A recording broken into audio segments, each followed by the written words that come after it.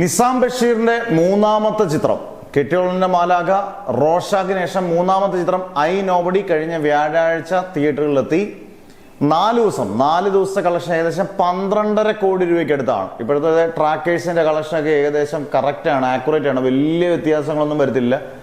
ചിലവരൊക്കെ കയറ്റി ഒരുപാട് കളക്ഷൻ കയറ്റി വെച്ചാൽ പോലും അത് ആക്യുറേറ്റ്, അത്യാവശ്യം ആക്യുറേറ്റ് കളക്ഷനാണ്. കാരണം കൃത്യമായിട്ടുള്ള കളക്ഷനാണ് ട്രാക്കേഴ്സ് എടുക്കുന്നത്.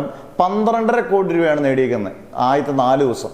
ഒരു വമ്പൻ ദുരന്തമാണ്. കാരണം ഒരു വലിയ ഡിസാസ്റ്ററാണ് ഈ പടം. കാരണം മുടക്ക് മുതലിന്റെ പകുതി പോലും തിരിച്ചു പിടിക്കാനുള്ള യാതൊരു ചാൻസും ഇല്ല. പിന്നെ പൃഥ്വിരാജാണ് എൻ്റെ പ്രൊഡക്ഷനിലെ മെയിൻ ഒരാൾ എന്നുള്ള രീതിയിൽ ഒക്കെ നോക്കിയാൽ പോലും, എന്നാലും ഒരു സാലറിയും ബാക്കിയുള്ളത് കണക്കാക്കിയാൽ പോലും ഇതൊരു വൻ ഡിസാസ്റ്ററാണ്.